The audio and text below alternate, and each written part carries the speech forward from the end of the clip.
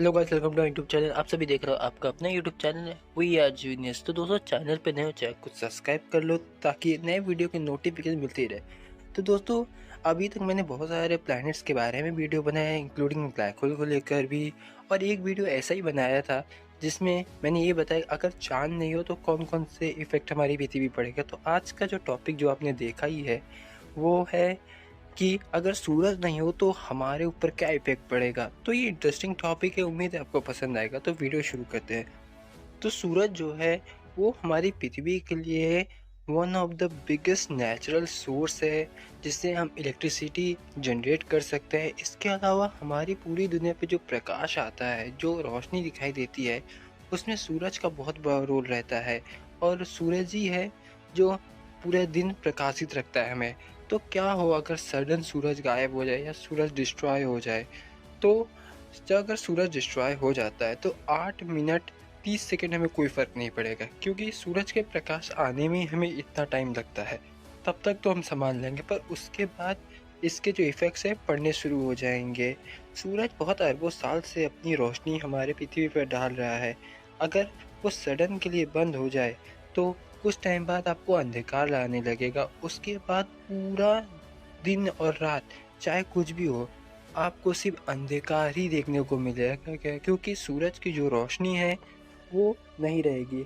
इसके अलावा जो चंद्रमा है, अगर हम उनसे उम्मीद कर रहे हैं कि वो भी हमें रोशनी दे रात के वक्त या दिन में, अगर लगे कि चंद्रमा दिख रहा है, तो वो भी नहीं होगा, क्योंकि सूरज की रोशनी से ही चंद्रमा प्रकाशित होता है।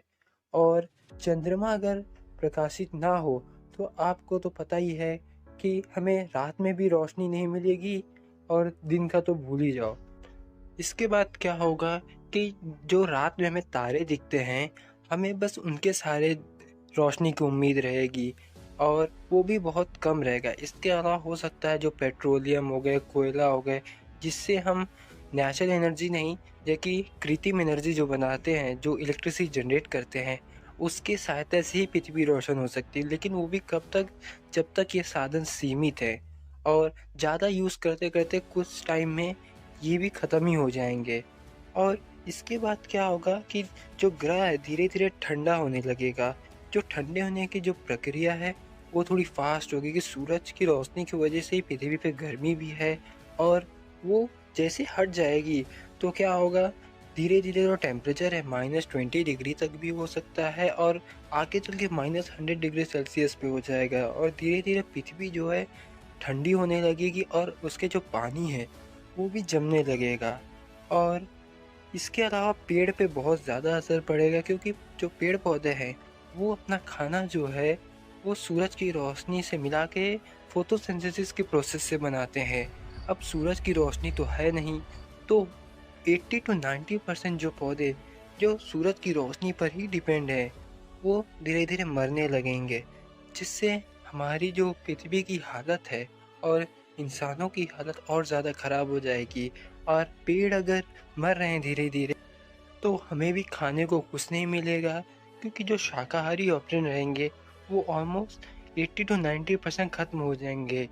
इसके अलावा वही जीव जिंदा रह पाएंगे जिनको सूरज की रोशनी की ज़रूरत नहीं होती, जो समुद्र तल के बहुत नीचे रहते हैं।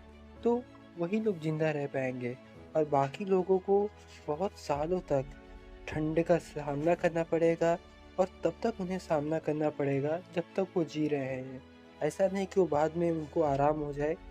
हो सकता है बाद में कि ईंधन ही ख़त्म हो जाए जिससे इलेक्ट्रिसिटी पैदा हो रही है।